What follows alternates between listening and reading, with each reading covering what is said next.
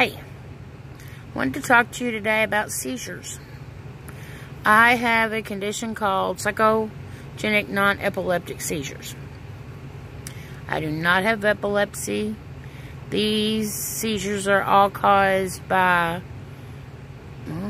your brain. It's when things get too bad, too rough, it just shuts down. But I want to talk to you about some of the important things to remember when you deal with seizures. Number one,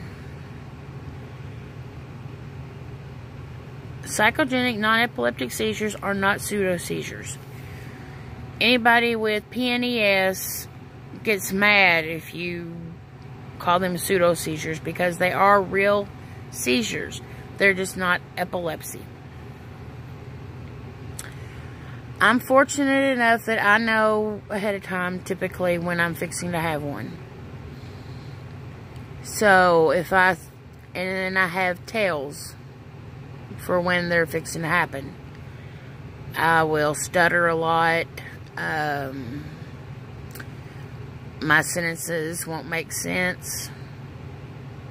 And I'll get very quiet.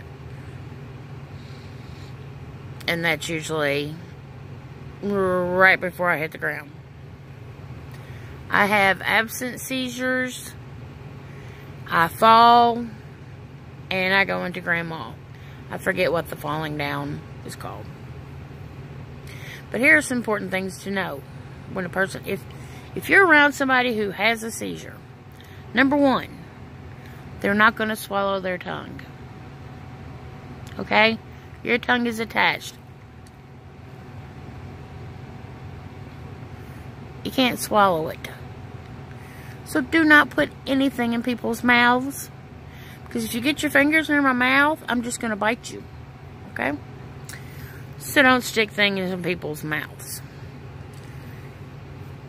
Do not touch the person having the seizure. If strangers touch me, it completely, totally freaks me out. It makes it worse. Here's the thing about a seizure. A seizure is like a cycle. And once that cycle starts, and if something is done, like if they hold you where you can't flip and flop, I won't let you fall, your seizure will start over again. And it will continue to start over and over again, each time getting more intense until the cycle is completed. So if you try to restrain somebody, if you're, just touching can cause that. You have to just let the seizure be a seizure. Move everything out of the way where they won't hurt themselves. Remove their glasses if they're wearing glasses. And just let them do their thing. Because typically, there's a big debate on whether or not to call an ambulance. Typically, in the time it takes for the ambulance to get there, your seizure's going to be over. The times when it's not over is when the public decides to help you.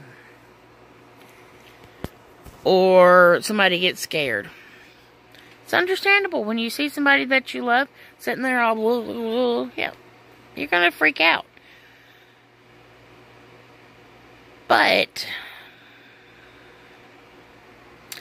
there's no sense in calling an ambulance for something that's not going to last long.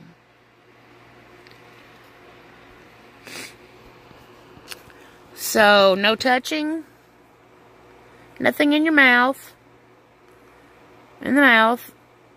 Remove your glasses, their glasses, or anything that might break, glasses on their head,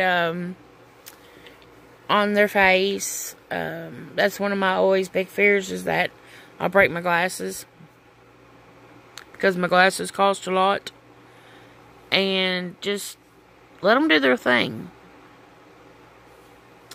When it's over with, They may lay there for a few minutes because having a seizure is exhausting. It makes your whole body hurt.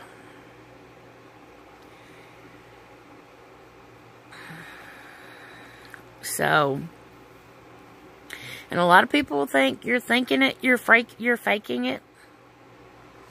It's not fake, it's real. And regardless of what anybody else thinks, it's real. And it hurts. I know this little short fat girl flips and flops and twists and turns in ways no little short fat girl should do. No. And as for the others, I couldn't make myself just fall down on the ground. Your natural instincts take over to catch yourself. But people they don't see that. They see you as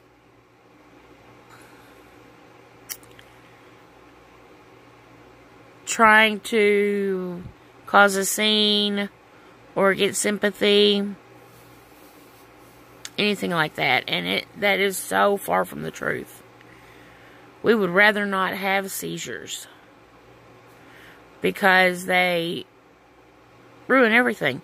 Since I've had seizures, I have developed social anxiety because I'm worried about having a seizure in public.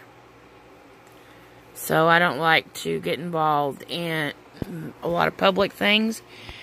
The only times I do is when I have somebody there beside me that knows how to handle my seizures. I go to a lot of festivals and things, and I sell crafts. But I won't go unless there's someone who knows how to deal with my seizures with me. Because I don't want the ambulance called and all this other stuff that's not necessary for me. Now, if my seizures were different than what they normally are, if something changes, I get hurt, yeah, an ambulance needs to be called. I mean, that is based on just, whoever's helping you discretion. But I can tell you right now, here's what happens.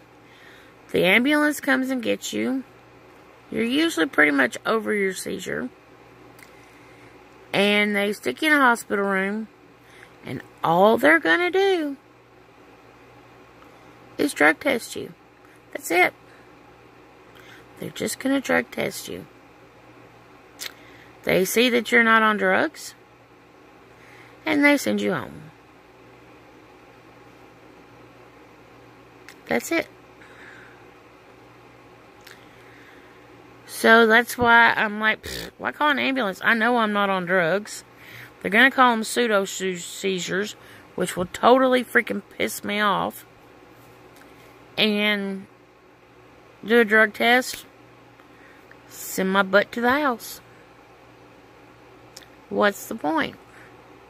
What's the point of going to the emergency room if you're not going to get good meds?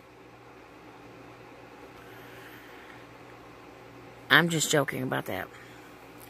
I see a neurologist every 3 months. I go and see him tomorrow. And he's doing everything he can to help me. But it's important to have more information out there about seizures. Because people don't talk about seizures. They don't make you aware of seizures and what to do and how to do it. It's insane. And there needs to be more education. So, I'm going to call this part 1 video of psychogenic non-epileptic seizures. Because I want more education out there. More information. And maybe that'll help. So this is part 1. I am the crazy lady. And I will see you soon.